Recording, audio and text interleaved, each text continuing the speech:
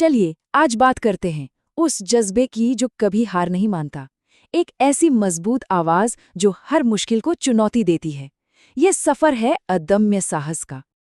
तुम मुझको कब तक रोकोगे? देखिए, ये सिर्फ एक सवाल नहीं है, ये एक ऐलान है। एक ऐसी चुनौती जो हमें सीधे अपनी तरफ खींच लेती है और यहीं से शुरू होती है हर मुश्किल को पार करने की कहानी। तो ये सफर, ये हिम्मत आती कहाँ से है? इसकी शुरुआत होती है अंदर से, एक सपने से, उम्मीद की एक छोटी सी चिंगारी से। मुट्ठी में कुछ सपने लेकर भरकर जेबों में आशाएं। ये लाइनें हमें बताती हैं कि बड़े बड़े तूफानों से लड़ने की ताकत बाहर से नहीं बल्कि अंदर से आती है। संकल्प शांत है पर मजबूत है। असली ताकत तो हमारे सपनों और हमारी उम्मीदों में ही छिपी है। अब यहाँ जिस ताकत की बात हो रही है वो कोई धमाके जैसी नहीं है। नहीं, ये तो एक लौ की तरह है जो लगातार जलती रहती है, जो खुद अपनी रोशनी है। ये देखिए क्या खूबसूरत फर्क बताया गया है। एक तरफ है सूरज जिसकी चमक आंखों को चौंधिया देती है, लेकिन यहाँ बात उस तेज की नहीं हो रही। बात हो रही है एक दीपक की जो धीरे धीरे लगातार जलता रहता है। जोर उस ताकत पर है जो दिखावा नहीं करती, बस बनी रहती है, कभी नहीं बुझती। और वही दीपक, वही लौ जब अपनी हद को, अपनी दुनिया को रोशन करती है तो ये सवाल और भी मजबूत हो जाता है। ये आत्मविश्वास से भरी एक ललकार है कि मैं अपनी दुनिया खुद बना रहा हूँ, अपनी रोशनी से। अच्छा, पर सवाल ये है कि इतना साहस आता कहाँ से है? क्या ये कोई तोहफा है? नहीं, बिल्कुल नहीं।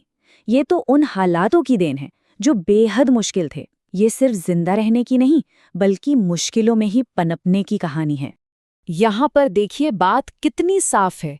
ये वो पेड़ नहीं जिसे नदियों के मीठे पानी ने आराम से सींचा है। मतलब ये हिम्मत आसानी से नहीं मिली, इसे तो मुश्किलों ने पाला पोसा है। तो फिर ताकत का सोर्स क्या है? वो है बंजर माटी। सोचिए, ऐसी जमीन जहां कुछ नहीं उगता, वहीं से जिंदगी खींच लेना। जहां उम्मीद खत्म हो जाती है, ये हिम्मत वहीं से पैदा होती है। और उसी बंजर जमीन से निकलकर ये आवाज क्या कहती है? मैं पत्थर पर लिखी इबारत हूं। मतलब कोई ऐसी वैसी चीज नहीं जिसे मिटा दिया जाए। मुश्किलें इंसान को तोड़ती नहीं, बल्कि पत्थर की तरह तराश कर हमेशा के लिए अमर कर देती हैं। मिटने वाला मैं नाम नहीं। और फिर से वही सवाल, तुम मुझको कब तक रोकोगे?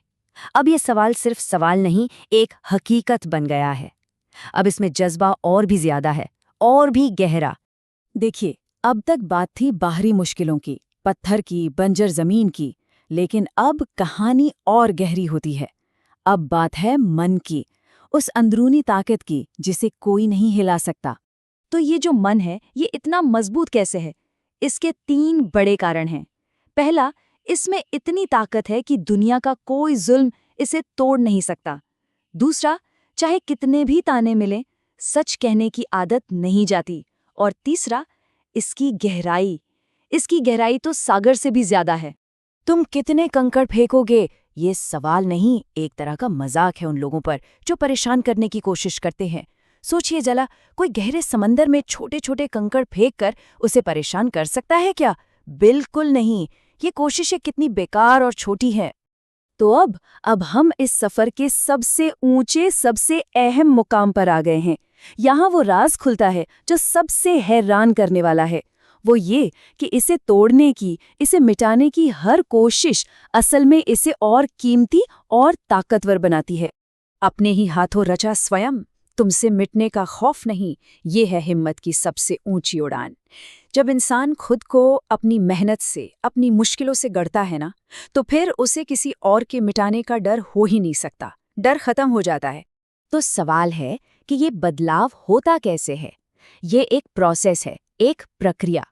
सबसे पहले आपको हालातों के भट्टी में झोंका जाता है, फिर उसी आग में आप तपते हैं, निखरते हैं, और आखिर में आप सोना बनकर बाहर निकलते हैं।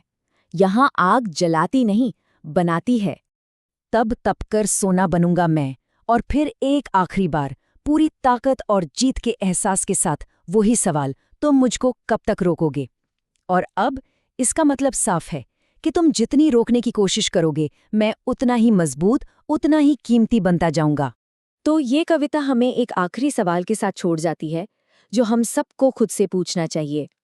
कौन सी आग है, कौन सी मुश्किलें हैं जो हमें गढ़ रही हैं, हमें और बेहतर बना रही हैं? इस पर ज़रूर सोचिएगा।